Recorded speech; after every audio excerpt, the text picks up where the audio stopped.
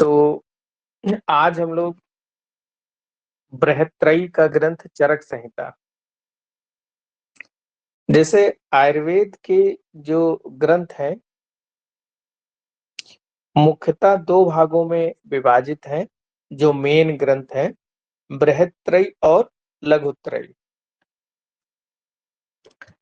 बृहत्त्रयी के जो संहिताएं हैं वो 3 हैं, लघुत्रयी में जो संहिताएं हैं वो भी 3 संहिताएं हैं। तो बृहत्त्रयी और लघुत्रयी में 3-3 संहिताएं हैं। बृहत्त्रयी की 3 संहिता चरक संहिता,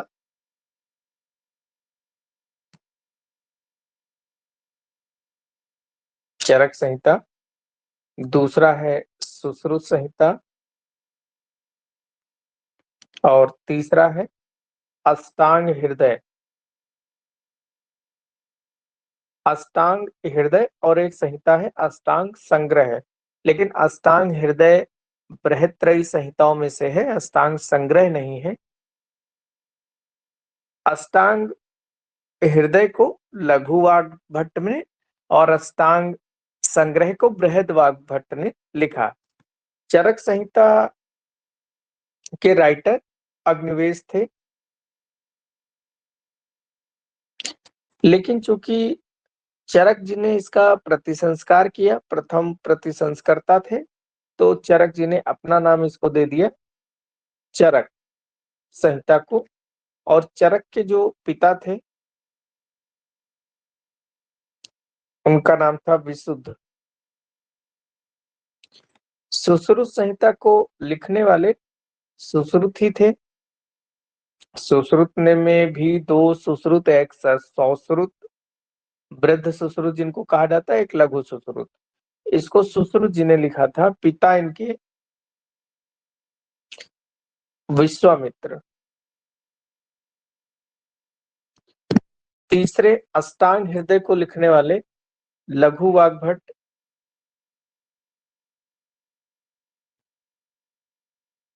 लघु वाग्भट। वाग्भट होता है ना कि वाग्भट, ये गलत है, ये सही है वाग्भट। और इनके पिता जो है वो सिंहगुप्त।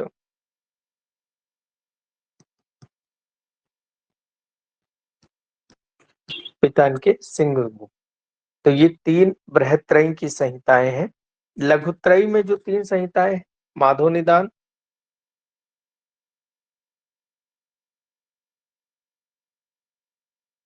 माधव निदान, सारंगधर संहिता,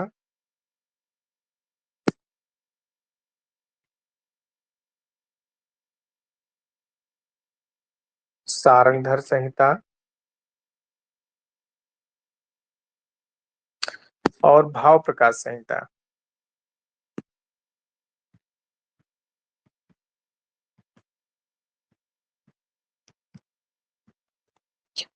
माधव निदान, सारंगधर और भाव प्रकाश संहिता।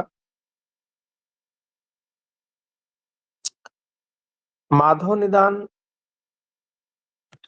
7वीं सदी की रचना है। लेखक इसके आज माधव जी थे, माधव मिश्र, और इनके पिता का नाम इंद्रकर था। सारंगधर संहिता 13वीं सदी की रचना है। सारंगधर जी ने ही इसको लिखा था और इनके पिता का नाम दामोदर था।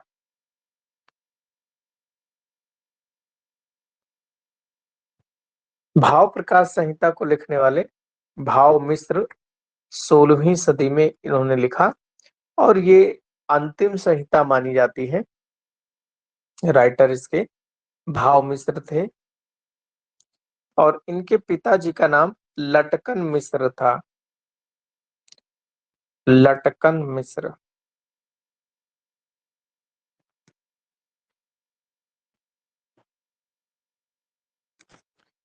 तो हम लोग चूंकि पहली बृहत्त्रयी संहिता चरक संहिता से शुरू करेंगे।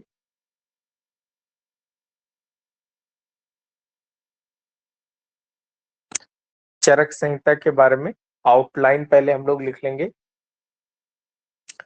आयुर्वेद का शीर्षस्थ ग्रंथ है।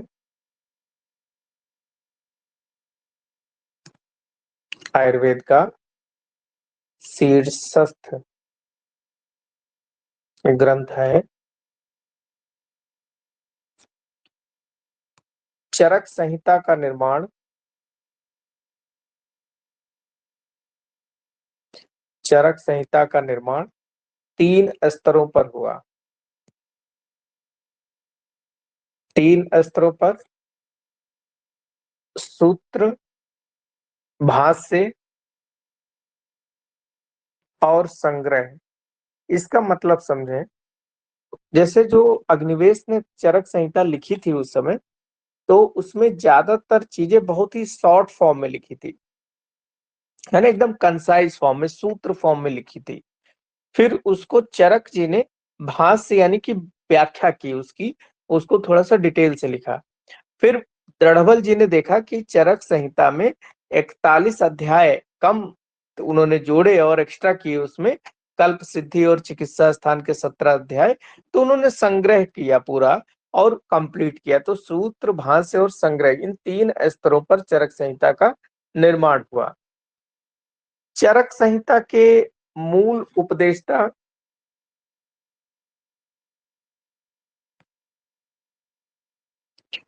मूल उपदेष्टा आत्रेय पुनर्वसु आत्रेय पुनर्वसु थे, जिनका काल 1000 ईसा पूर्व था। ऐसे सुश्रुत संहिता के मूल उपदेष्टा दियोदास थे। मूल उपदेष्टा कहने का मतलब गुरु जी, जिन्होंने उपदेश दिया। जैसे मैं आप लोगों को बोल रहा हूं, आप लोग अपनी कॉपी में लिख रहे हैं, तो मैं हो गया मूल उपदेष्टा। आप लिख रहे हैं तो आप तंत्रकर्ता। दूसरा, तंत्रकर्ता। तंत्रकर्ता थे अग्निवेश। चूंकि अग्निवेश जो थे वो आत्रेय पुनर्वसु के शिष्य थे, इसीलिए इनका भी काल जो है 1000 ईसा पूर्व, यानी कि ईसा से 1000 साल पहले। तो 2023 चल रहा है, तो 2023 साल ये, और उसका भी 1000 साल और जोड़ लीजिए, तो लगभग 3500 साल मानिए, तब की रचना है। फिर इसके संस्कर्ता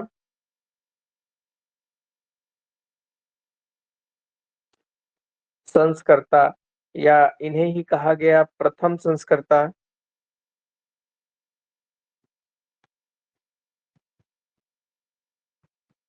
प्रथम प्रतिसंस्कर्ता,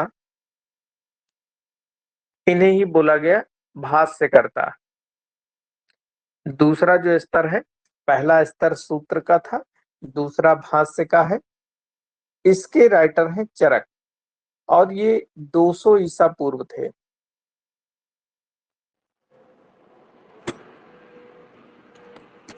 तीसरे में द्वितीय प्रतिसंस्कर्ता,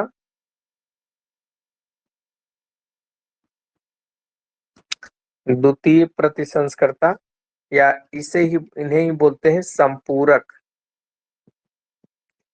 और ये थे दृढ़बल जी, और इनका काल था 4वीं सदी।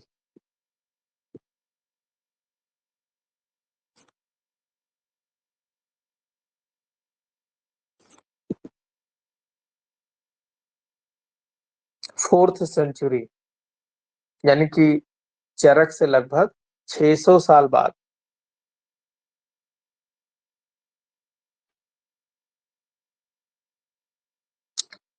तो दृढ़बल जी, इनके पिता का नाम कपिल बली था।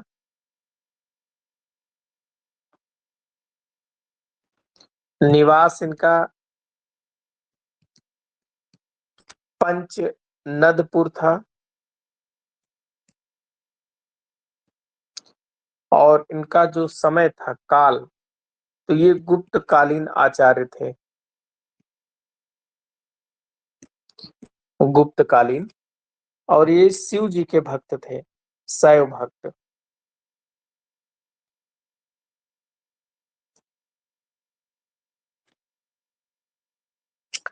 इन्होंने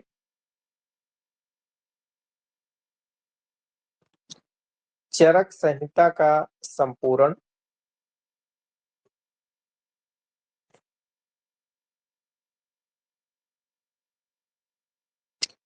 शिलोक्ष वृत्ति शिलोक्ष वृत्ति से किया। शिलोक्ष वृत्ति का मतलब होता है जैसे कबूतर होता है, वो दाना चुगता है तो एक खेत में बैठ के खाएगा, दूसरे खेत में खाएगा, तीसरे खेत में, तो वो हर एक जगह से दाना कलेक्ट करके खाता है।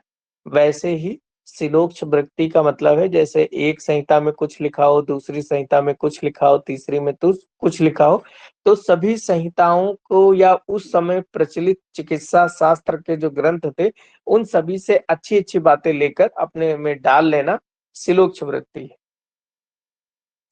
द्रढ़बल जी ने 41 अध्याय जोड़े।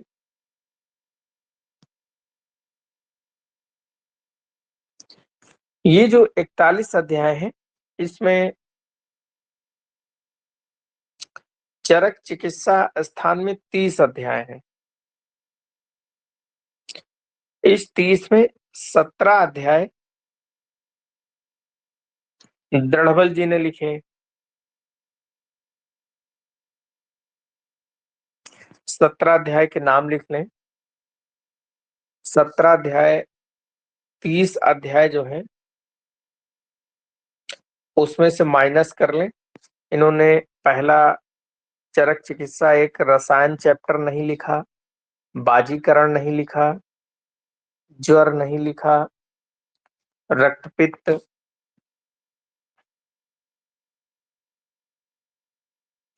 गुल्म प्रमेह, गुल्म प्रमेह, कुष्ठ राज्यक्षमा, कुष्ठ राज्यक्षमा, अर्श अतिसार विसर्प, अर्श अतिसार विसर्प, मदात्य,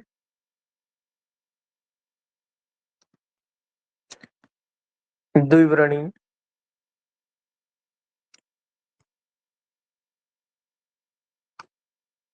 ये 12 अध्याय 13 अध्याय ये है, ये नहीं लिखे।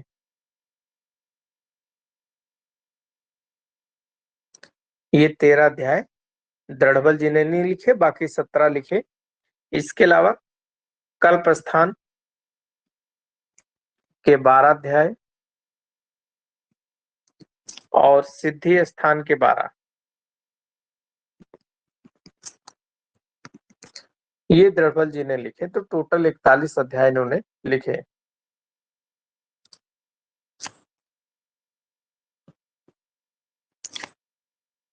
चरक संहिता में टोटल 8 स्थान है, 120 अध्याय है।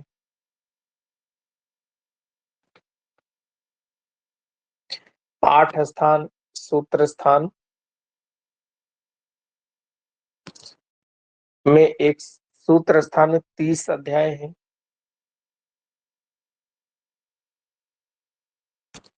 निदान स्थान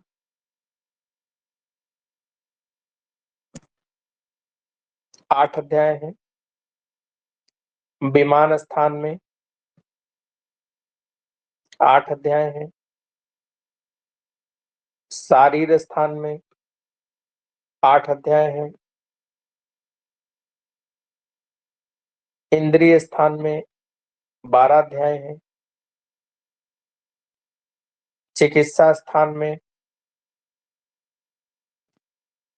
30 अध्याय है। कल्प स्थान में 12 और सिद्धि स्थान में 12। टोटल 120 अध्याय चरक संहिता में है।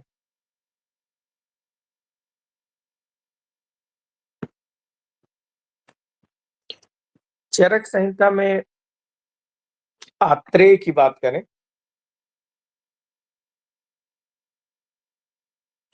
आत्रेय, तो 3 आत्रेय का वर्णन चरक संहिता में मिलता है। नंबर 1 भिक्षु आत्रेय,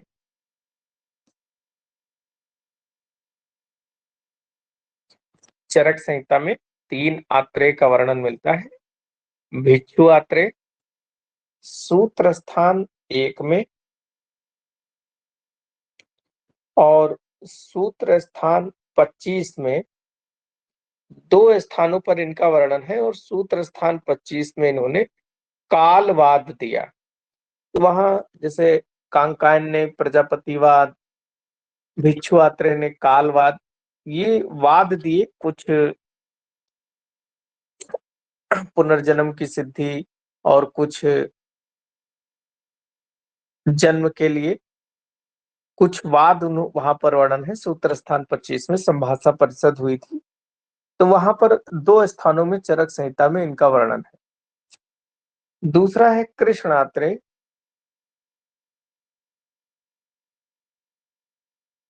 कृष्ण आत्रेय सूत्र स्थान 11 में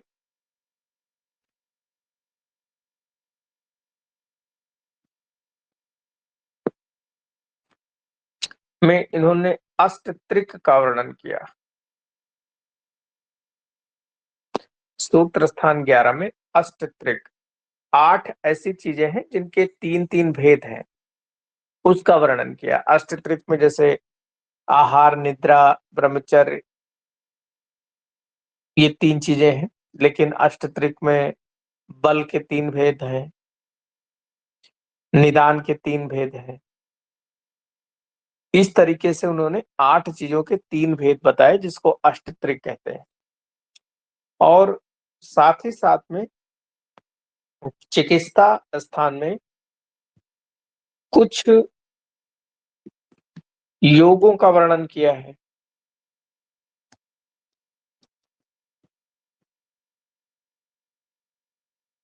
जिसमें फलारिष्ट,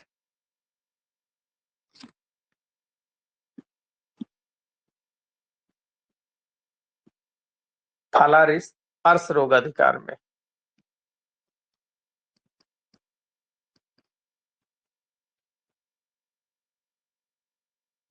फलारिष्ट अर्श रोगाधिकार में, क्षार गुटिका,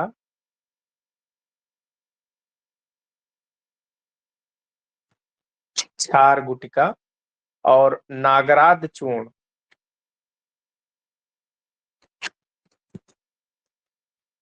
नागराध चूर्ण ये गृहिणी में बताया है।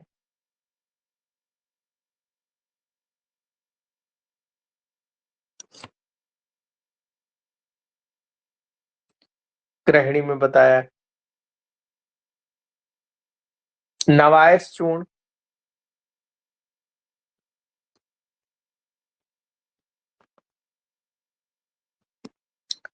नवायस चूर्ण पांडु कामला में,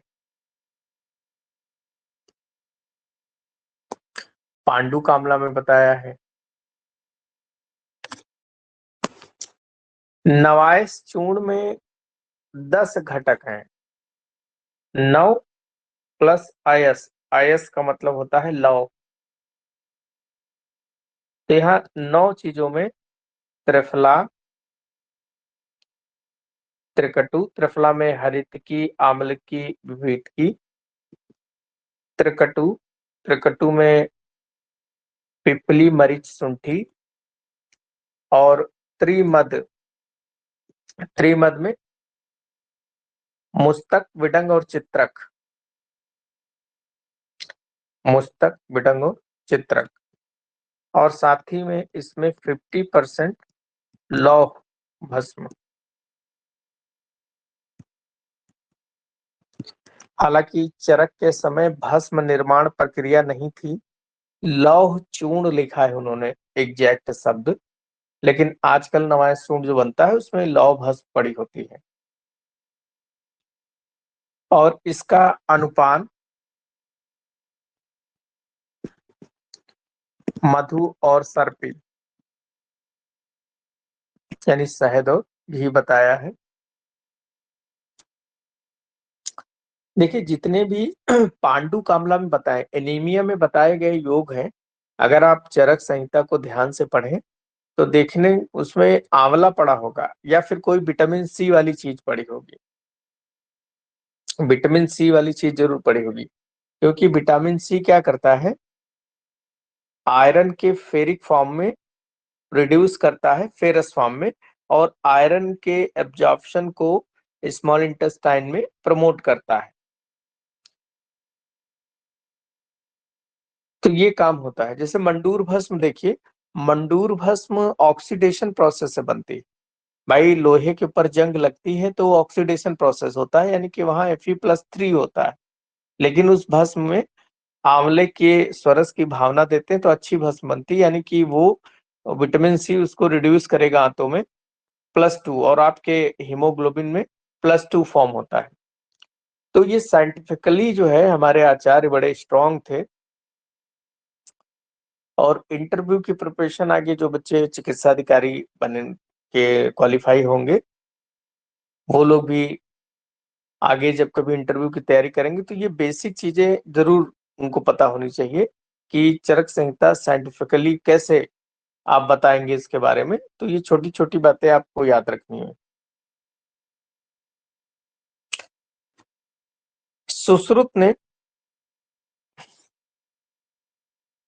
ब्रैकेट में लिखे,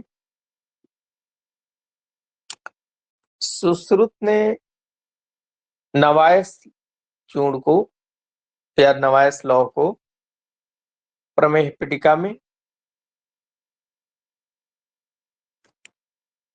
और काश्यप ने शोथ में बताया। काश्यप ने शोथ में बताया। अन्य योगों में और क्या क्या वर्णन किया है? प्रापौंड्रिकादि लेप,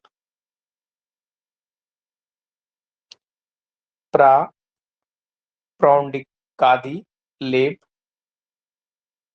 शिरोरोग में, जीवनी घृत,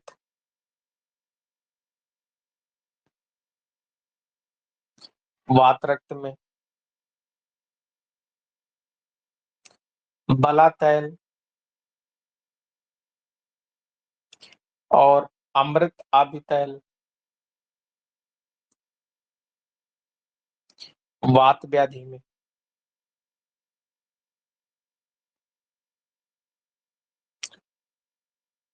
तीसरे जो आत्रे थे वो थे पुनर्वसु आत्रे।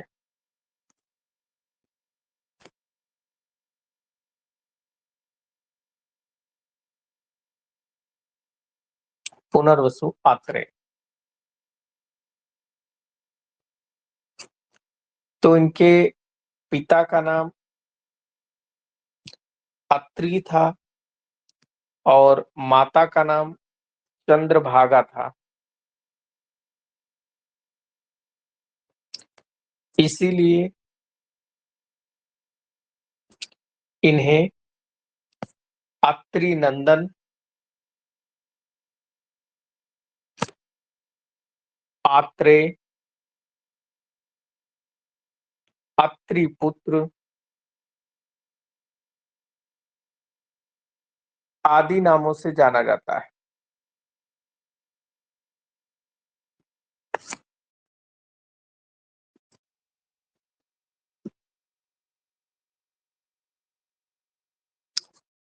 और माता का नाम चंद्रभागा होने से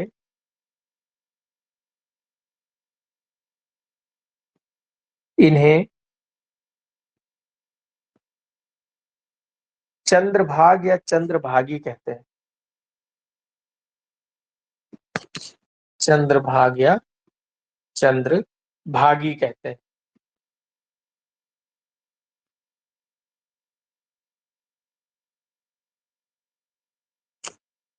संभवतः पुनर्वसु,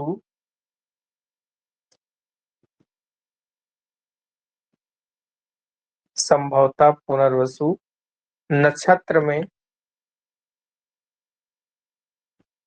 जन्म होने के कारण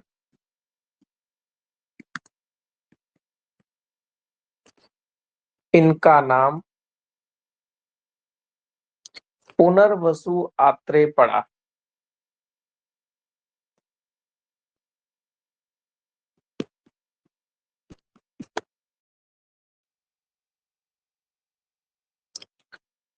चरक संहिता में इनके लिए चरक संहिता में इनके लिए ब्रह्म ऋषि,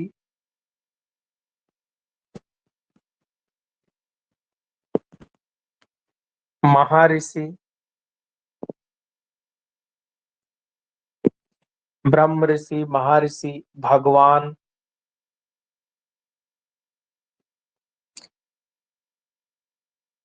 अग्निहोत्री,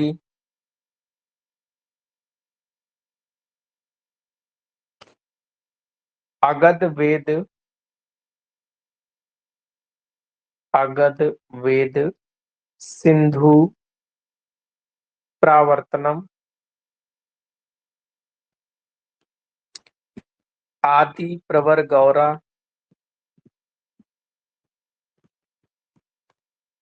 आदि शब्द आए। तो ये सब इनकी उपमा दी गई, ये शब्द इनके लिए आए। नेक्स्ट पॉइंट,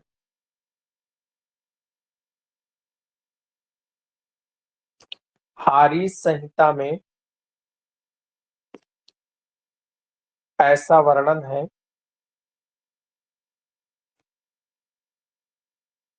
कि आत्रेय द्वारा निर्मित, कि आत्रेय द्वारा निर्मित 5 संहिताएं हैं।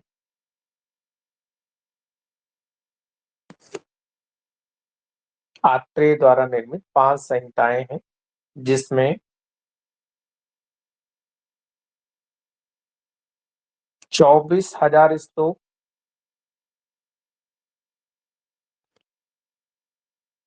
12,000 श्लोक वाली, 6,000 श्लोक वाली, 3,000 श्लोक वाली,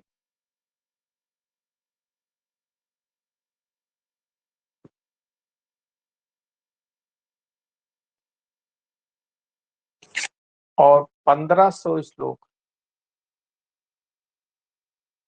1500 श्लोक वाली संहिताएं हैं।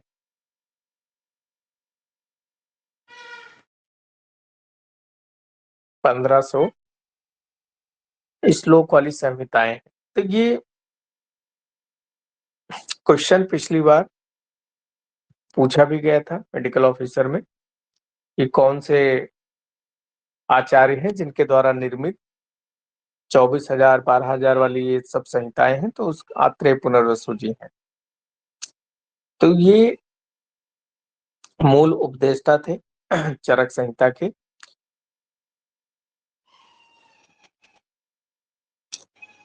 नेक्स्ट लिखे चरक के बारे में।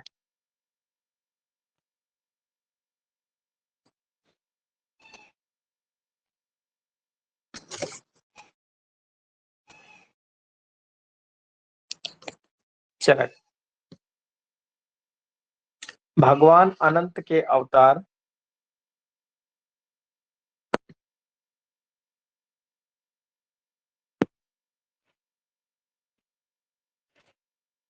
विशुद्ध के पुत्र,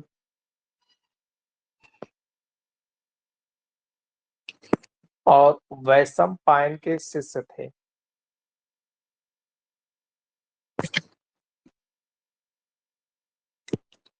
वैशंपायन के शिष्य थे। वास्तविक नाम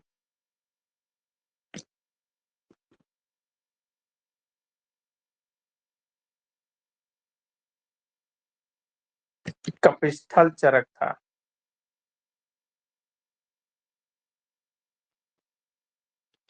निवास स्थान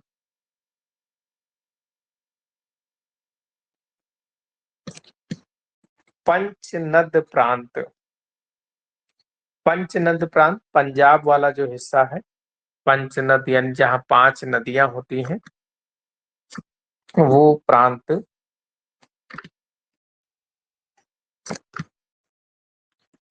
में इरावती और चंद्रभागा नदियों के बीच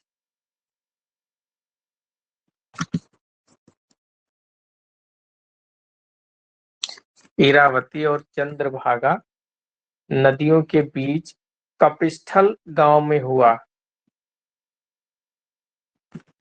कपिस्थल ग्राम में हुआ।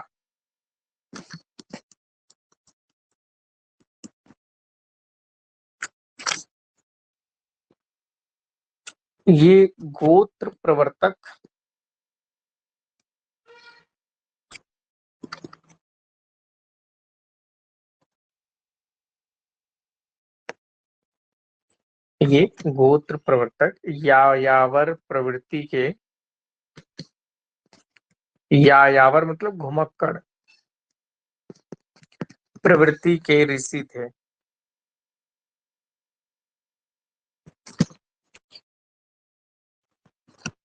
भाव प्रकाश ने इनका जन्म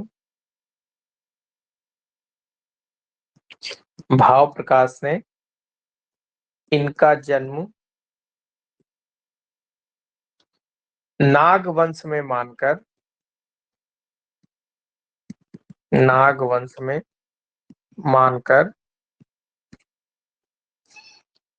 इन्हें शेष अवतार माना। इन्हें शेष अवतार माना है।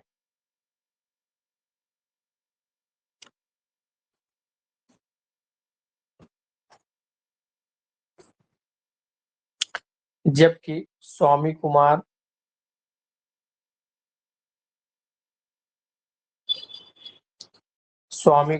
ने, विज्ञान भिक्षु ने, कैयट ने,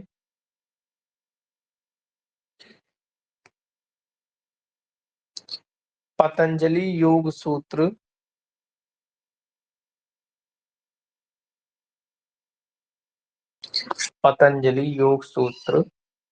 व्याकरण महाभाष्य,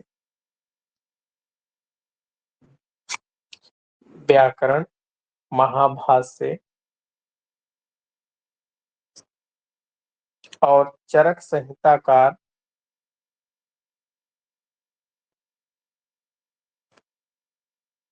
तीनों के रचनाकार चरक को ही मानते हैं।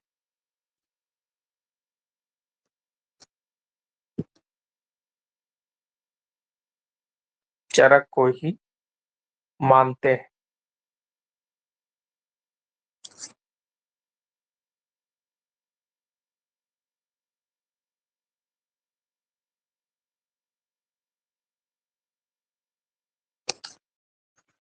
तो ये चरक जी के बारे में थोड़ा परिचय था। नेक्स्ट चरक संहिता का डिटेल कल से पढ़ेंगे। आज इतना ही।